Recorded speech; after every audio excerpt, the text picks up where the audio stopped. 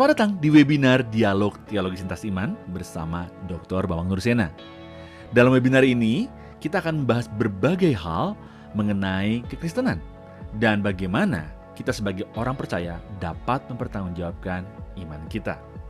Berikut adalah cuplikan-cuplikan video dari pertanyaan-pertanyaan yang diajukan oleh para peserta webinar yang dilakukan setiap 2 minggu sekali pada hari Kamis jam 7 malam. Bagi Anda yang ingin mendaftar, Anda bisa klik link bit.ly/dialog lintas iman, atau Anda bisa klik link yang terdapat pada caption di bawah ini. Jangan lupa untuk klik dan subscribe YouTube channel Pijar TV. Shalom Pak Bambang, di dalam Lukas 7 ayat 1-10 disebutkan seorang perwira yang memohon kesembuhan hambanya, tetapi dalam Yohanes 4 ayat 46-54 yang disembuhkan adalah anak pegawai istana. Kedua peristiwa yang penyembuhan jarak jauh ini sama-sama terjadi di kota Kapernaum. Apakah ini dua hal peristiwa yang berbeda atau peristiwa yang sama? Mohon penjelasannya. Terima kasih. Ya, terima kasih. Dalam kitab suci banyak sekali laporan-laporan yang seperti itu ya. Kalau di dalam terbitan Alkitab kita itu ayat itu dianggap paralel. Jadi Yesus menyembuhkan hamba seorang perwira di Kapernaum. Itu paralel, tapi pertanyaannya apakah itu kejadian yang sama? Kalau yang sama kenapa satunya dikatakan anak, satunya dikatakan hamba, kan begitu kan? Nah, itu saya kira mungkin nanti kita buat ini ya, kita buat jawaban tersendiri. Nanti akan saya buatkan model Injil sinoptik. Ini sinoptik itu maksudnya Injil yang satu arah, yaitu Matius, Markus, Lukas, dan Yohanes. Seperti itu. Sebab ini membutuhkan jawaban yang cukup panjang. Seperti misalnya hampir sama dengan pertanyaan tentang terjadinya perjamuan malam itu hari pertama perayaan roti tidak beragi atau menjelang Paskah.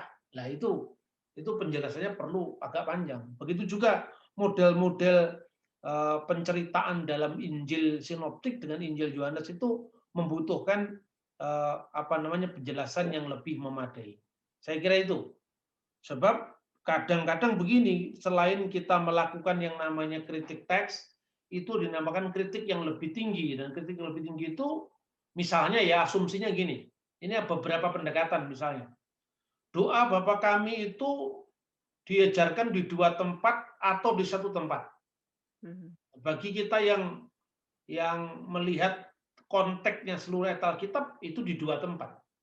Sebab doa Bapa kami di dalam Injil Matius itu diajarkan di Galilea, bagian dari khotbah di atas bukit. Sementara doa Bapa kami dalam Injil Lukas itu diajarkan di Betania, di Yerusalem.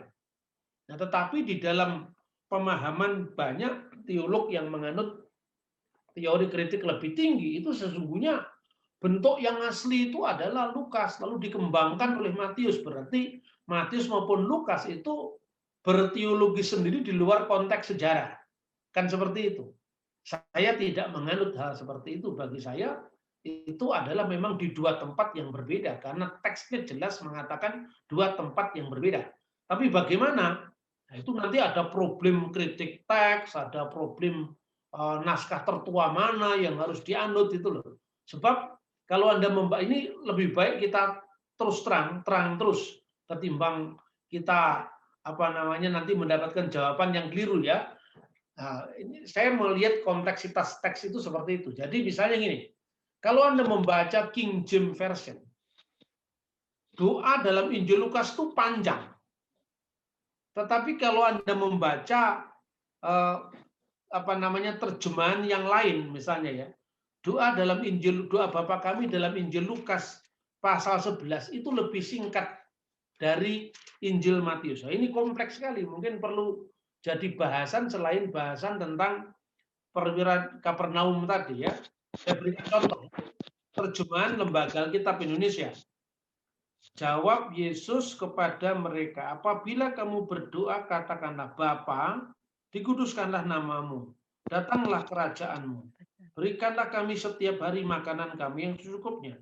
Dan ampunilah kami akan dosa kami, sebab kami pun mengampuni setiap orang yang bersalah kepada kami, dan jangan membawa kami ke dalam pencobaan. Titik. Lepaskanlah kami dari yang jahat, tidak ada. Lalu kata di surga tidak ada, hanya Bapa. Lalu jadilah kehendakmu juga tidak ada. Jadilah kehendakmu di bumi seperti di surga juga tidak ada. Nah ini bagaimana ini? Ya, nah ini rumit ini. Tapi kalau ini kita memandang di dua tempat yang berbeda, tidak rumit lagi. Tetapi bagaimana dengan King James? Nah di King James kan sama-sama panjangnya. King James itu memakai standar naskah Textus Receptus. Sementara terjemahan Lembaga Alkitab Indonesia itu memakai edisi kritis Westcott dan Hort, dan itu naskah-naskah kuno juga seperti itu.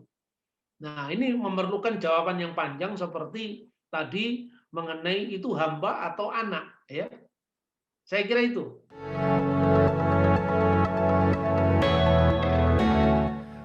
Terima kasih Anda sudah menyaksikan cuplikan dialog teologis lintas iman bersama Dr. Bambang Nursena.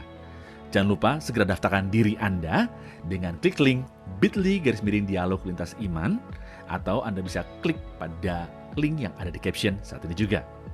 So, informasi selengkapnya ada pada image di akhir video ini.